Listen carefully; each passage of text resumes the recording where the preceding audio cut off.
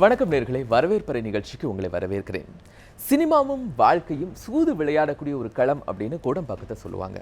அந்த கோடம்பாக்கத்தில் வெற்றி பெற்றவர்களை விடவும் ஈசல் பூச்சிகளை போன்று கருகியவர்கள் நிறைய.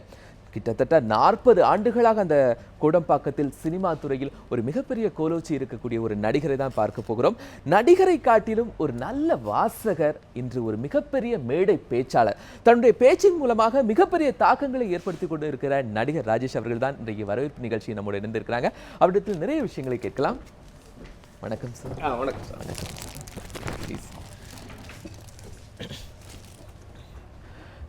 சினிமா அப்படிங்கிறது கிட்டத்தட்ட 100 ஆண்டுகளை கடந்த ஒரு மிகப்பெரிய சாதனம் அப்படின்னு சொல்லலாம், மிகப்பெரிய வளர்ச்சியின் உச்சம் அப்படின்னு சொல்லலாம். அதில் நீங்கள் கிட்டத்தட்ட ஒரு 40 ஆண்டுகளுக்கு மேல் உங்களுடைய பங்கு அதில் இருக்குது. அதுவும் ஒரு நம்பகரமான பங்கு, மறுக்க முடியாத ஒரு பங்கு வச்சுட்டு இருக்கிறீங்க. உங்களுடைய பார்வையில் சினிமா அப்படிங்கிறத என்ன நினைக்கிறீங்க?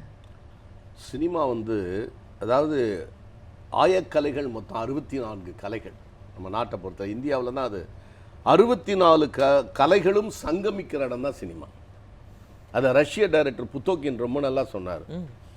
Cinema is synthesis of all art எட் இண்டிபெண்டன்ட்னார். அனைத்து கலைகளையும் தனக்குள் வசீகரித்து கொண்டு தனித்து விளங்குகின்ற ஒரு ஒப்பற்ற கலை சினிமா. ஆடர் கலை யாரு நல்லா இருக்கா சினிமாவில்? பாட்டுக்கலை, பேச்சுக்கலை, ஒப்பனைக்கலை, இப்படியாக ஒவ்வொரு கலையும் 64 கலைகள். இப்போ ஒரு 20 கலை விஞ்ஞான வளர்ச்சியின் காலமாகவும் காலமாற்றத்தின் காரணமாகவும் அப்படியே இறந்து போச்சு. ஏறக்குறைய 44-45 கலை தான் இருக்குது. இவங்களை அனைத்தும் சங்கமிக்கிற இடம் தான் சினிமா. இப்போ இந்த உலகத்தை பார்த்திங்கன்னா ஒரு 4 உலகமாக விஞ்ஞானிகள் பிரிக்கிறாங்க. ஒன்று ரியல் வேர்ல்டு, இப்போ நம்ம இருக்கிறது, அது சில பேர் ஆர்டினரி வேர்ல்டும்பாங்க. அதுக்கடுத்தது மென்டல் வேர்ல்டு, நம்ம மனக்கற்பனையில் ஒரு உலகத்தை வச்சுருப்போம் நம்ம. அதுக்கடுத்தது கதை உலகம், ராமாயணம், மகாபாரதம், ஷேக்ஸ்பியர் கதைகள், இளங்கோவடிகளுடைய சிலப்பதிகாரம், இவங்களெல்லாம் கதை, சிறுகதைகள்லாம் கதை உலகம். இந்த கலை உலகத்தினுடைய பரிணாம வளர்ச்சி தான் சினிமா. அதுக்கு அடுத்தது ஸ்பிரிச்சுவல் வேர்ல்டு, ராமகிருஷ்ண பரமஹம்சர், விவேகானந்தர், ஸ்பிரிச்சுவல் வேர்ல்டு, புத்தர், இவங்கெல்லாம் ஸ்பிரிச்சுவல் வேர்ல்டு. இந்த 4 வேர்ல்டுக்குள்ளே ட்ராவல் பண்ணுற மனிதர்கள் தான் நம்ம எல்லாமே இருக்கிறோம். நம்ம ஆர்டினரி வேர்ல்டுலேயே இருந்துட்டு சாதாரண மனிதனாக உணவு, உடை, இருப்பிடம், செக்ஸு, விருப்பப்பட்ட பொருட்களை வாங்குவது, சேஃப்டி அண்ட் செக்யூரிட்டி வைத்துக் கொள்வது, தன்னை ஒரு பெரிய மகானாக நினைத்துக் கொள்வது, இல்லை பூச்சி புழுவாக நினைத்துக் கொள்வது, இப்படி இல்லாமல் இருந்து கடைசியில் மரணம் அடைய போகும்போது செல்ஃப் ஆக்சுவலைசேஷன், ஒன்றுமே இல்லடா லைஃப் இஸ் நத்திங்னு சொல்லக்கூடிய ஒரு மனிதர்களும் இருக்கிறாங்க. ஸோ இதை 4 ட்ராவல் பண்ணும்போது சில அறிவாளிகள் என்ன சொல்கிறாங்கன்னா, இந்த ஆர்டினரி வேர்ல்டு இது நம்ம இப்போ ஸ்பெஷல் வேர்ல்டு ஆல் மித்திக் வேர்ல்டுக்குள்ளே எல்லா மனிதனும் நுழைய பார்க்குறான். இப்போ நம்ம அப்படி தானே இருக்கோம். இப்போ இது ஒரு ஸ்பெஷல் வேர்ல்டு தானே. சாதாரணமாக ஒரு மனிதன் பேசுனா பக்கத்தில் இருக்கவன் தான் கேட்க முடியும். இன்னைக்கு நானும் நீங்களும் பேசிக்கிட்டு இருக்கிறோம், எல்லாருமே உலகத்தோடு பார்க்குறான். இது ஒரு ஸ்பெஷல் வேர்ல்டு. இதுக்குள்ளே வர்றதுக்கு ஆசைப்பட்டு எவ்வளோ கஷ்டப்பட்டு இதில் இருக்கவங்களுக்கு யாருமே இதில் சினிமாவில் இருக்கக்கூடிய கஷ்டத்தை யாரும் சொல்கிறதே இல்லை. சார், இந்த சினிமாவில் நம்ம கஷ்டம் அப்படின்னு பார்க்குறோம். ஒரு காலத்தில் நீங்கள் பார்த்துருப்பீங்க, நடிகர்கள் நடித்தார்கள். இன்றைக்கி இருக்கிறவங்க நடிக்கிறாங்க அப்படிங்கிற விஷயமா, இல்லை இன்றைக்கி உள்ள திரைப்படம் நடிப்பு இல்லை, ஒரு கதையை மட்டும் நம்ம நகர்த்திட்டு போனால் போதும் அப்படிங்கிற ஒரு பார்வையில் பண்ணிட்டு இருக்காங்க. அதாவது சினிமா ஆரம்ப காலத்தில் புராண இதிகாச சரித்திர படங்கள் எடுத்துகிட்டு இருந்தாங்க. இப்போ உதாரணத்துக்கு அர்ஜுனனை ஒருத்தனை எடுக்கணும்னா அர்ஜுனனுக்கு எவ்வளவு அழகு சொல்லியிருந்தானோ அவ்வளோ அழகு உள்ளவன் தான் அர்ஜுனனாக இருக்க முடியும். ஒரு அலெக்சாண்டரா நடிக்கிறதோ, இல்லை செங்கிஸ்கானா நடிக்கிறதோ, ஒரு Mark Antony, Julius Caesar, Jafar Khan, Alauddin Khilji, இப்படிப்பட்ட கேரக்டர்களை நடிக்கிறது அதுக்குரிய உருவங்கள் இருக்கணும். அப்போ தான் நீங்கள் நடிக்க முடியும். அப்போ அந்த கலை, அப்படி இருந்த கலை சாதாரண மனிதர்களையும் அடித்தட்டு மக்களையுமே, அவர்களும் ஒரு ஹீரோ தான், ஒரு கூலி வேலை செய்கிறவங்க கூட ஒரு ஹீரோ தான் வாழ்க்கையில், அவன் குடும்பத்துக்கு அவன் ஹீரோ அப்படிங்கிற மாதிரி கதை யதார்த்தத்தை நோக்கி கலை செல்லும் பொழுது எல்லோரும் நடிக்க ஆரம்பித்து விட்டார்கள். அவ்வளோதான். அப்போ இருந்த இலக்கணம் வேறு, இப்போ இருந்த இலக்கணம் வேறு, யதார்த்தத்தை நோக்கி. ஆனால் என்ன படம் எடுத்தாலும் நீங்கள் அதில் இலக்கியத்தை சுவைக்க ஒரு காவிய சுவைகள் இல்லை என்றால் அந்த படம் ஒரு தடவை 2 தடவைக்கு மேலே பார்க்க முடியாது. இப்போ இன்றைக்கும் ஒரு திரைப்படத்தை ஒரு அன்பேவான்னு ஒரு படம் 50 வருஷமாக போடுறாங்க டிவியில், எல்லாரும் பார்க்குறாங்க. அவ்வை சண்முகி எல்லாரும் பார்க்குறாங்க, காதலிக்க நேரமில் எல்லாரும் பார்க்குறாங்க, மாயா பஜார் எல்லாரும் பார்க்குறாங்க. அப்போ இப்பயும் ஒரு நல்ல படம் எடுத்தீங்கன்னா நீங்கள் ஃப்ளைட்டில் கேளுங்க, நிறைய படம் ஒரு 10 தடவை பார்த்தீங்கன்னா அமெரிக்காவிலேருந்து வர்றவங்களாம் ஒரே படத்தை தான் சொல்லுவாங்க. ஏன்னா இன்னைக்கு இருக்க படங்கள் எது நல்ல படமோ அதான் கதையம்சம் உள்ள அந்த படங்கள்லாம் ஒரு பாடங்கள் மாதிரியே அவங்க மனசுக்குள்ள போய்கிட்டே இருக்கு. திரும்ப திரும்ப ஒரு படத்தை பார்க்கும்போது அதுல நிறைய விஷயங்கள் அவங்க கற்க வேண்டியதே இருக்குதானே சார்? அது என்னன்னு கேட்டீங்கன்னா, டெத் ஆஃப் த ஆத்தர்னு ஒருத்தன் சொன்னான். என்னன்னா, கருத்துக்கள் செத்து விட்டன அப்படிங்கிறான். அதாவது முந்தியெல்லாம் வந்து குருகுல வாசகம்னு ஒன்று இருந்துச்சு. ஒரு குருக்கிட்ட போய் நம்ம கற்றுக்கிட்டோம். என்னைக்கு குருவுக்கு மரியாதை போச்சுன்னு நினைச்சிங்கன்னா, ஜான் கூடன்பர்க் என்னைக்கு அச்சு எந்திரத்தை கண்டுபிடிச்சானோ அன்றைக்கே குருவுக்கு மரியாதை போச்சு. ஏன்னா புஸ்தகம் வந்துருச்சுல்ல உங்களுக்கு புஸ்தகம் வந்த பிறகு எல்லாரும் புஸ்தகத்தை படிக்க ஆரம்பிக்கிறான். அப்போ அங்கேருந்தே உங்களுக்கு சரிவு ஆரம்பிச்சிருச்சு. இப்போ ஒரு ஓவியர் Ravi Varma, Michael Angelo, Leonardo da Vinci, Picasso போன்றவர்களெல்லாம் ஓவியம் வந்து ஒரு பெரிய ராஜாக்கள் தான் படம் வரைய முடியும். மன்னர்கள் தான் தன்னை உட்கார வச்சு ஒரு ஓவியனை வச்சு படம் வரைவாங்க. அப்போ என்னைக்கு நீங்கள் ஃபோட்டோ ஒரு தாமஸ் ஆல்வா எடிசன் என்னைக்கு கேமரா கண்டுபிடிச்சாரோ அன்னைக்கு ஒரு சாதாரண ஆளும் ஃபோட்டோ எடுக்கிற மாதிரி வந்துட்டாங்க. அப்போ ஓவியனுக்கு அங்கே வேலை போச்சு. இப்போ விஞ்ஞானம் வளர வளர அப்படி தான் போய்கிட்டு இருக்குது.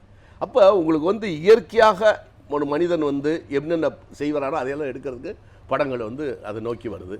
அப்புறம் ஒரு பாடம்னு நீங்கள் சொன்னீங்க. என்ன விஷயம்னு கேட்டிங்கன்னா, எந்த ஒரு இலக்கியமும் எந்த ஒரு படைப்பும் மனிதகுல சமுதாயத்துக்கு அடுத்த சமுதாயத்துக்கான உந்து சக்தியாக பயன்படுத்தணும் அப்படின்னு தான் எல்லாமே நினச்சாங்க. இப்போ உதாரணத்துக்கு கம்பருடைய பரிணாம வளர்ச்சி தான் இன்றைக்கி இருக்கிற வைரமுத்து சார்லேருந்து இன்றைக்கி இருக்கிற முத்துக்குமார் சார் எல்லாருமே கம்பனுடைய பரிணாம வளர்ச்சி. அவ்வளோதான் வளர்ச்சி. அன்றைக்கு ராமாயணம் மகாபாரதத்தில் வால்மீகி அவங்கள விட இன்னைக்கு பரிணாம வளர்ச்சி இளையராஜா சார், பாரதிராஜா, இன்னைக்கு இருக்க எல்லா டைரக்டர்களும். அப்போ அந்த பரிணாமம் வளர்ந்து கொண்டு வரும் பொழுது ராமாயணம் என்ன, பேராண்மை பெரியதா போராண்மை பெரியதான், இதுதான் சென்டர் பாயிண்ட்.